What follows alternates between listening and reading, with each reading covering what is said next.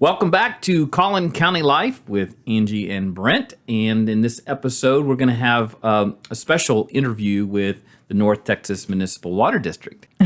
You may think that's going to be a boring interview, but actually you may learn a little bit about how we get our water. So that'll be coming up next. And for that reason, we're not going to talk a lot about the news today, Angie. But what we wanted to do is talk about things coming up for us to do.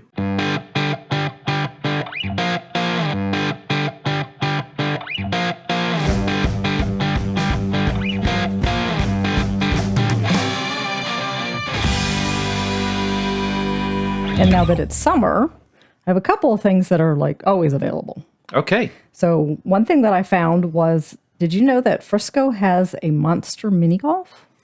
Now, no. In fact, I probably didn't even know they had a mini golf, but I kind of assumed they did. So tell me a little bit about the monster mini golf? Monster mini golf. Yes, which when I first stumbled on it, I thought it was for Halloween, but it's not. It's all year round. It's indoors, which is nice. So what they have is it's a glow-in-the-dark mini golf, which I guess is the same as putt-putt. Yeah, it seems like we had one of those in McKinney like years ago. I remember we took the kids there one time. Did it glow in the dark? Yes, it did. Well, did it have clowns? I don't remember. I think it was probably like the first iteration of indoor mini golf, so it probably wasn't as great as this one. Yeah, but I just remember doing it before. Yeah, this one sounds pretty fun. It's got 18 holes. Okay. And the monsters are animated. Okay. And then if you don't like to mini golf, they also have bowling and they have an arcade. And they have a laser maze.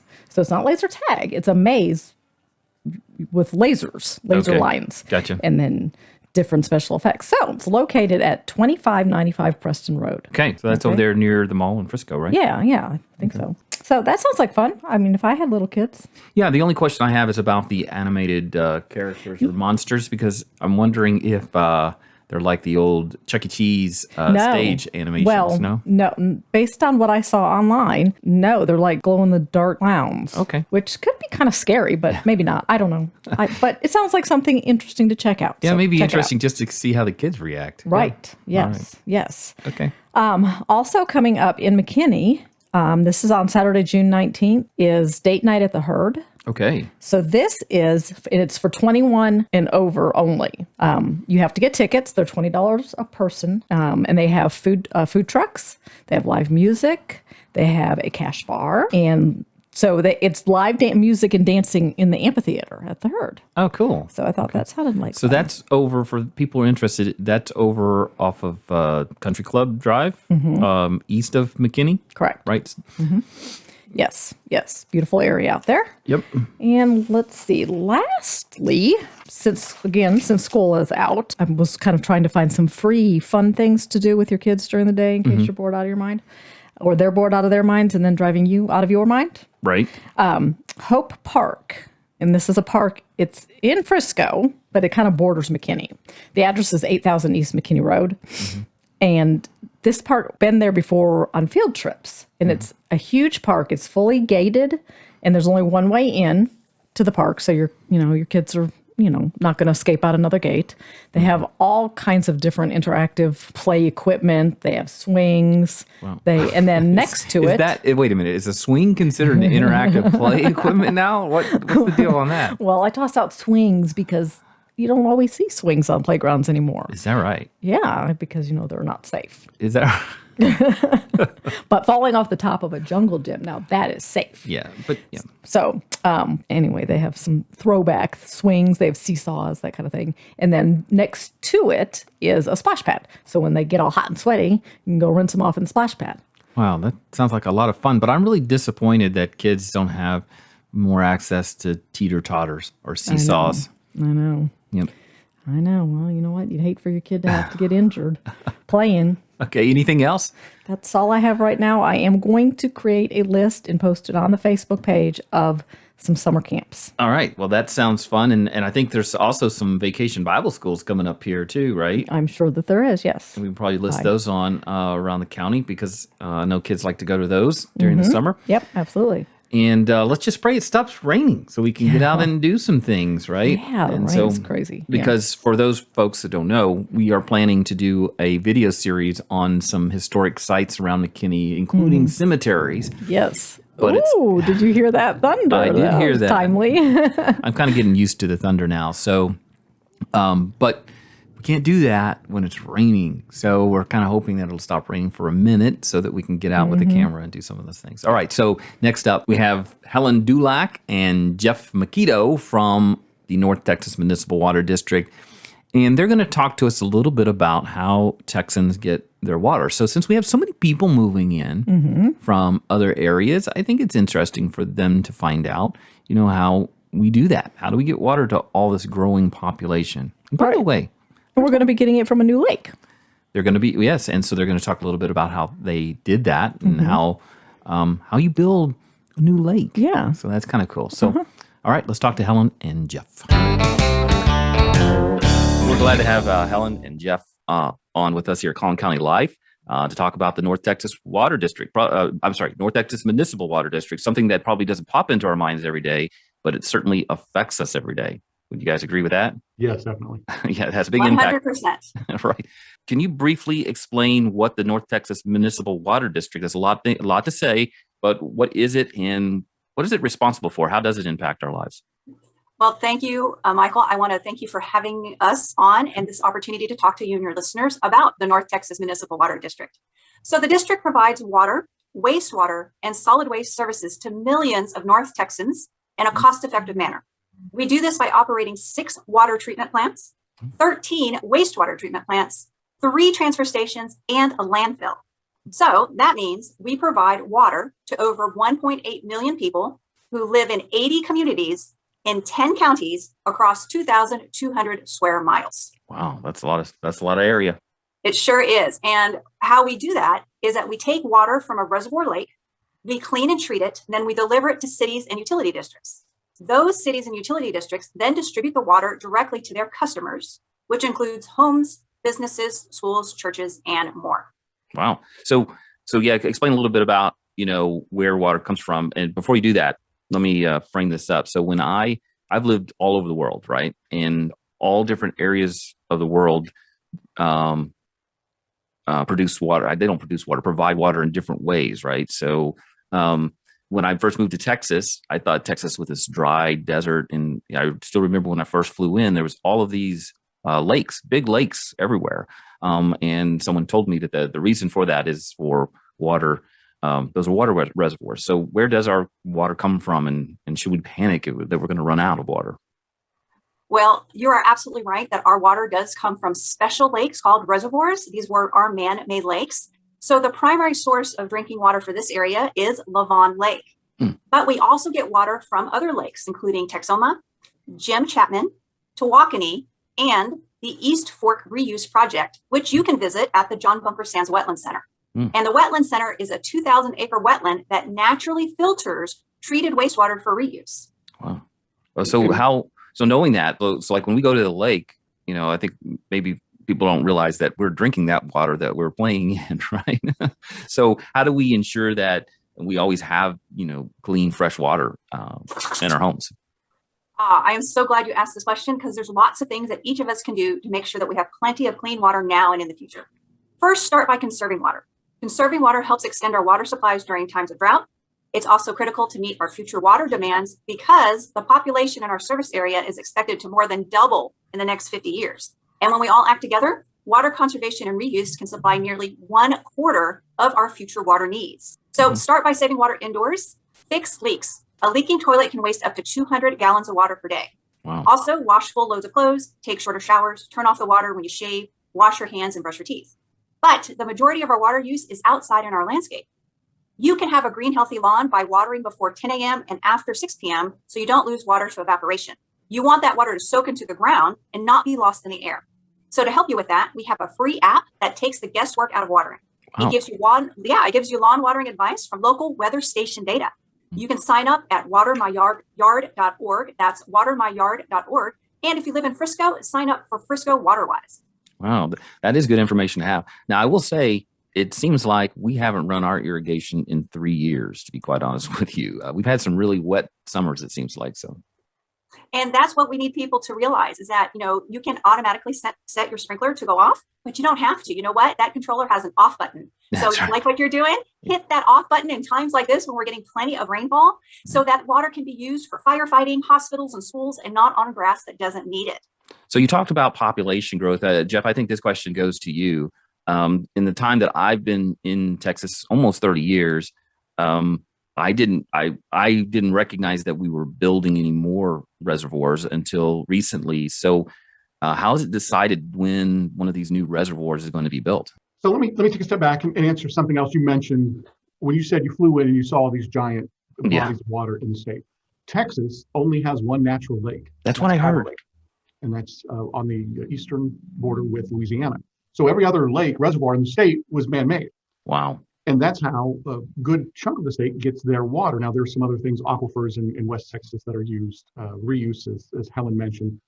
But the question is, how often are they built, or how is it decided? It's not so much decided that to build a reservoir. What it does is the state has a water plan. The state is divided up into regions. Here in North Texas, we're located in Region C. And so there's a water planning committee for this. Every 5 years, the state puts out a water plan that's available on the Texas Water Development Board website.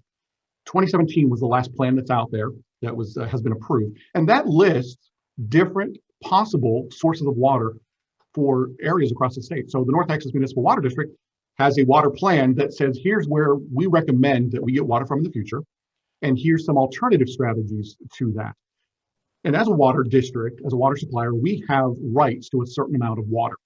And you cannot provide water unless you have those rights. So we look at the population growth that's going to happen in our cities. And as you know, and as your listeners, viewers know, that this area is really growing in population. And so we're planning out, not just in that 5-year plan, but we're looking ahead decades into the future of how do we match that growth? And then where do we get that water from? Does it need to come from something like Ark Lake, construct a reservoir, or in our case, we have additional water rights in Lake Texoma. So part of our plan for the future is to increase the amount of water we take from Texoma. And so you have a variety of different ways. And so each district, each water supplier has that plan looking out, and then it's up to them to decide what's the best way to do that.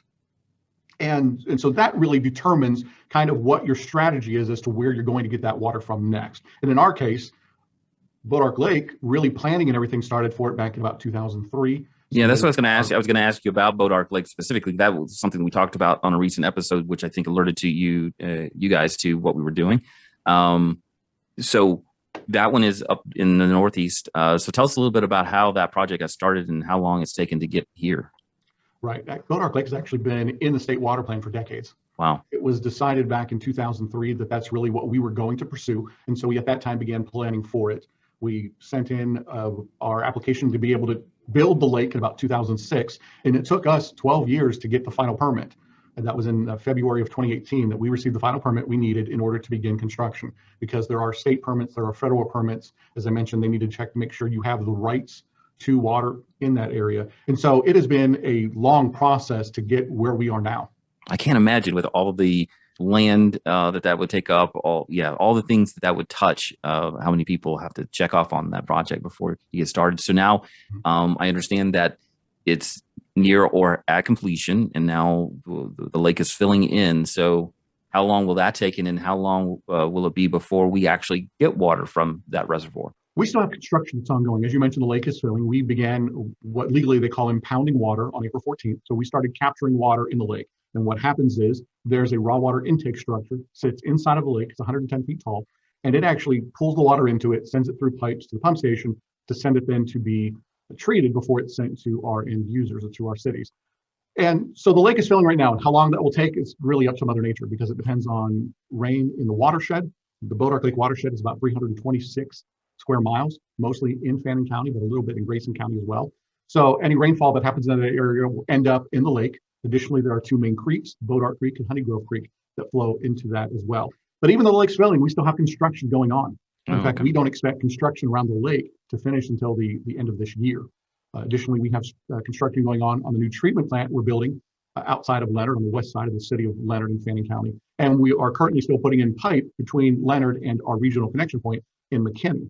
So all of that construction, testing, everything else we need to do, we expect to be wrapped up next year. And so we will begin providing treated water to people, including residents in Collin County in 2022. Wow. So it's getting quite a head start getting filled up though this spring, right? So we'll see what the next couple of years bring. A question did come to mind as you were saying that, all of the lakes around us, including Texoma, not so much Lake Lavon, but they all have, state parks and campgrounds around them at some point. When does that start to fill in? So when can someone go and float their boat on Ark Lake or park their camper nearby? Sure, but Boat Ark is actually unique in the district's water supplies, the ones that Helen mentioned previously. Boat Ark Lake is the first lake that is owned and operated by the North Texas Municipal Water District. Oh, that's interesting. So while we have water rights to Texoma, Lavon, those are all owned by the U.S. Army Corps of Engineers. And so that's why I think you see some of those parks and things develop around that, because it's a federal owned lake. So the district will not be building any parks or anything. That would be up to the state if they would like to come in maybe later and do something like that. We are putting in recreational areas. We have 3 different boat ramps on the lake that the public will be able to use. Sure. As far as when recreation will start, that's up in the air because there are several factors that need to be checked. One, the lake needs to be filled to a level where it's safe to let people on. Additionally, we have to be done with construction around the lake. We're also working with the Fannin County Sheriff's Office, Texas Parks and Wildlife, to determine when they're ready for the lake to open, because they'll be the ones that will be patrolling the lake. Mm-hmm. So when they're ready, when they have the equipment they need, the staff they need to do that. And there are a couple other factors as well. It will not open for recreation this year. We will be meeting to discuss trying to pinpoint a date for the future of when that will open, and we will let the public know whenever that will happen. I don't know about you guys, but I just think it's exciting when a new lake pops up. I just think that's so cool. So one last question for you. Now that this project is nearing completion, I'm sure that you guys have put a lot of blood, sweat, and tears into it. What other projects are there that our viewers and listeners may be interested in that the North Texas Municipal Water District is planning or involved with now? Sure. Before I answer that, I'll go back to answer kind of what you asked me before and what you just mentioned there. Yeah, it is very exciting to see a lake come up. And honestly, this is the first time in almost 30 years that this has happened in the state. Right. A new reservoir has not been built. 1993 was the last time a new reservoir opened, and that was Lake Allen Henry out in West Texas. So it hasn't happened very often. It's very exciting to see how it works and what the process goes. So on the water side of things, we are, as I mentioned before, looking out into the years, because with the projected growth that Helen mentioned, Lake Allen Henry, Boat Ark Lake will only supply our water needs through 2040 if those population projections prove correct. So we'll need to have additional water supplies after that. So we're looking at what's next. Is that another reservoir? Is there somewhere else we're going to pull that water from? Probably the next thing that we'll have that we'll start using will be the additional water from Lake Texoma. That is scheduled probably to happen around 2040 as well. There are some additional reservoirs that could happen in the future that are part of our plan, but nothing so far right now has been determined that that's the way it will go. On the other side of things, one of a massive project in and of itself, only kind of looks small when compared to Boat Ark, which is a $1.6 billion project, is our Sister Grove Water Resource Recovery Facility. It is a large regional wastewater plant that we are building in Collin County, north of the town of New Hope. And that is to help us handle that population growth that we're experiencing in Collin County, because our current supplies, we're not going to be able to provide that we need by 2023. So Sister Grove construction has just begun. They're excavating the site right now. It's 1,000 acres. The land itself, the facility is much, much smaller than that, probably only about 187 acres or so. And what will that facility do? This will treat wastewater, okay. Mostly in Collin County. So McKinney, kind of the east side of Frisco, Melissa, those cities and populations in that area is where those flows would go. Okay. So that's another massive project that we have ongoing. And there are other projects around the district. We do have on our NTMWD.com website, we do have a list of project pages where you can see some of those things that are ongoing. I encourage people to check that out and to get information there.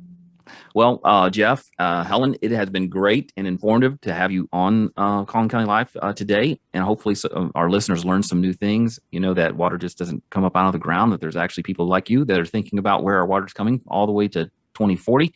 I'm glad to hear that.